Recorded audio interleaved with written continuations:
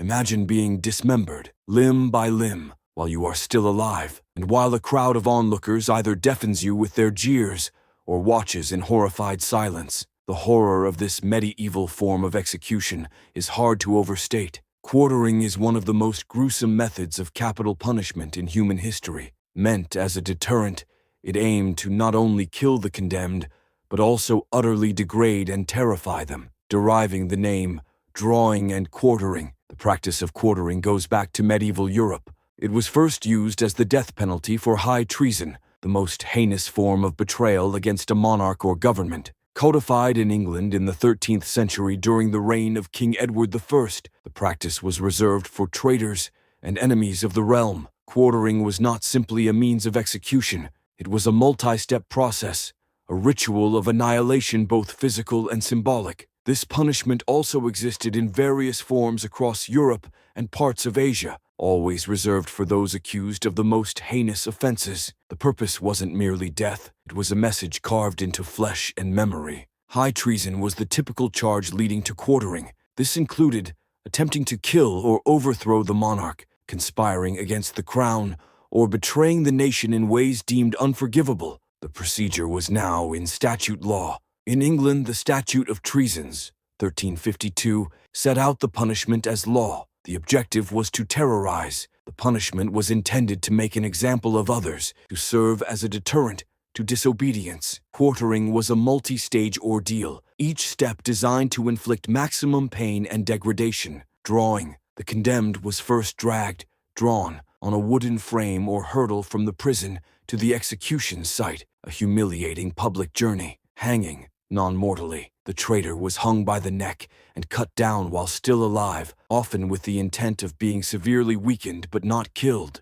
Disembowelment. The executioner was to slit the abdomen and rip the traitor's intestines out, and often burn them in front of the victim, often symbolizing the burning out of the traitor's spirit, life, loyalty. Castration. In the case of male traitors, the genitals were to be removed as an act of emasculation and the stripping away of identity. It would usually be presented on London Bridge, the torso, or on city gates or bridges, the limbs. The places where the parts of each of the condemned were to be hung would be indicated on maps, and as a solemn admonition to anyone contemplating the idea of betraying His Majesty, of the fate that awaited him in case that he dared to do so. Quartering was also a part of symbolic, psychological accommodation, as it was a form of punishment. This form of destruction of the body of the victim was a method of dispersion of the power and influence of the individual. The exposure of the members of a person was also responsible for leaving a lasting visual impression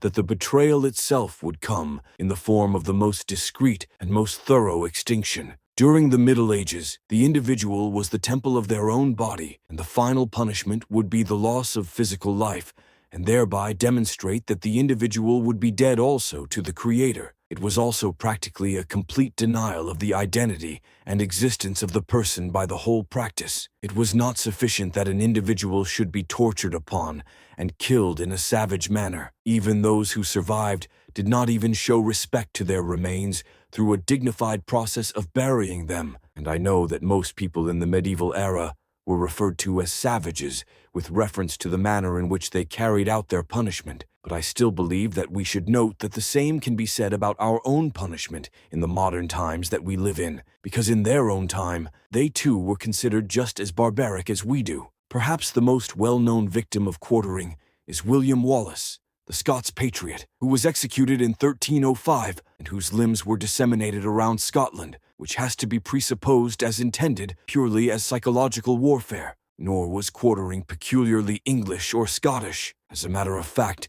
most of the other European states, such as France and the Holy Roman Empire, also performed similar punishments. The actual procedure differed country by country, but the procedure was adjustable according to the law and local custom. In others, it was considered more disgraceful to quarter women, they having been thus exposed to the air naked, and accordingly, they were put instead in the stake. Quartering. It was much like most of the bloody and publicly operated modes of execution, but it ceased to be a common mode in the 18th century. Quartering was regarded to be harsh and unnecessarily inflicted pain. The Enlightenment ideologies were a trend in the 18th century. Displays of brutality of this kind, in these respects, were considered uncivilized and were to be found in numerous quarters, supplanted by more civilized ways of carrying on the business of beheading or plain hanging. Nevertheless, the history of quartering, as well as countless other harmfully moral punishments in the past, is still with us to this day. Quartering was not just a mere punishment, but a psychological weapon, as it was used to dehumanize the victim and was meant to inspire terror upon the rest of the populace. We should always remember that we have come a long way in the establishment of the justice process that is fair and just and promotes the human dignity of each human being. It will always be a struggle, but a struggle that we can win by working on using a more humane manner of punishment and penance. Once again, thank you so much for your support and interest in these accounts of real-life crime of the Middle Ages. Those who enjoyed this video, please like and subscribe to see more videos like this. What do you think of this video? Do comment. Are we right now doing well in the harmony between justice and humanity, or do we still have much to achieve?